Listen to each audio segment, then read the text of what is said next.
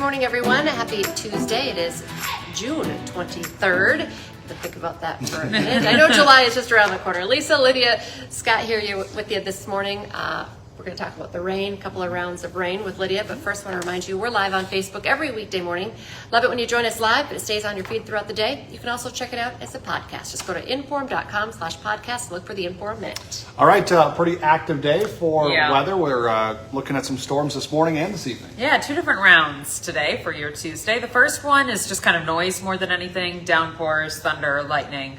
Looks like it's starting to rain in downtown Fargo now. Had a nice little shelf cloud start to approach the region. So if you saw that stripe in the sky, that was the leading edge of the storm, the heavier rain.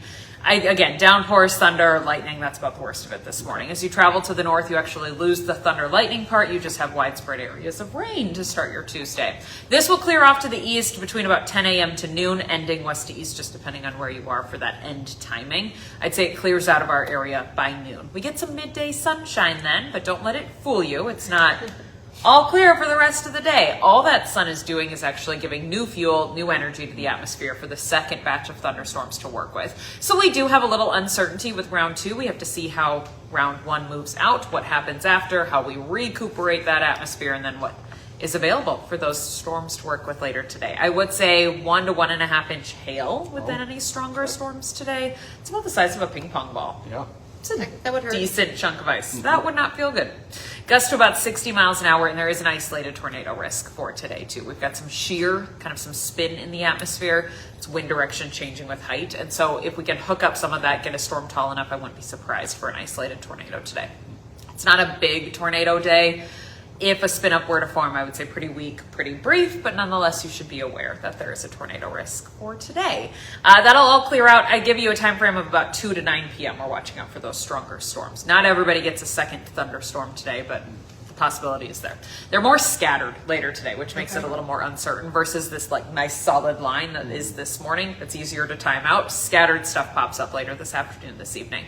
They fade away with sunset. Few lingering showers tomorrow. Temps in the 70s. Still looking like a nice day on Thursday.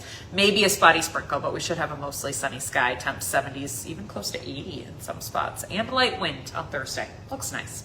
Friday, we bring in a chance at some showers, maybe some thunderstorms. Saturday, storm risk is looking a little more elevated, especially western to central North Dakota. We're going to heat things up. Temps end up in the 80s, maybe a touch of humidity, and therefore just a little more active weekend into early next week. It's barely Tuesday, so details, timing, severity, all of that's kind of fuzzy right now, but the activity, the heat is there as we go into the weekend. All right, I think that's all. All right, thanks, Thank ya. Lydia. Okay, big story we're tracking. We now know where the new Fargo Convention Center will be built. The Fargo City Commission has chosen to redevelop the 66-year-old Civic Center, saying the project will support future growth and further investment in downtown Fargo. The decision now sets the stage for negotiating a development agreement and putting TIF financing into place. Of course, WDAY will continue tracking this project as it moves forward. And the new Resource and Recovery Center in Fargo is set to receive $144,000 in unused flood relief money. That money, left over from the 2009 flood, would help pay for equipment installation and winter warming operations at the facility. That funding still needs to be okayed from the Impact Foundation Board of Trustees, which manages the Spirit of Fargo Fund. Mayor Tim Mahoney says he expects that to be approved. The commission also voted to eliminate the Human Rights Commission, despite a request to wait on a decision until the new commission is seated. So that's another big headline out of last night's meeting. Busy night for commission. And then that was the last commission meeting with Mayor Mahoney and two of the commissioners. Right. So next time they meet, they'll meet new faces. All right, 2 weeks after Election Day, we finally get a winner in Grand Forks because they're recounting the votes today in a tight city council race. That recount officially starts at 9 this morning. Votes will be inspected and counted in person. As the vote stands now, Ward 2 incumbent Rebecca Osowski beat challenger Ryan King by 2 votes. A Horace man is facing a decade in prison after he admitted to shooting and killing his girlfriend. Derek Lobo faces between 4 and 10 years in prison when he's sentenced this fall. Prosecutors say he shot Sakina Kadi in the chest as she was lying on a couch inside their Horace apartment last November. Investigators say he then ran from the scene, leaving the gun behind near his 2-year-old daughter. Lobo initially told investigators he wasn't familiar with the gun and that it fired accidentally, But investigators say photos and videos found on his cell phone show he knew how to use that weapon.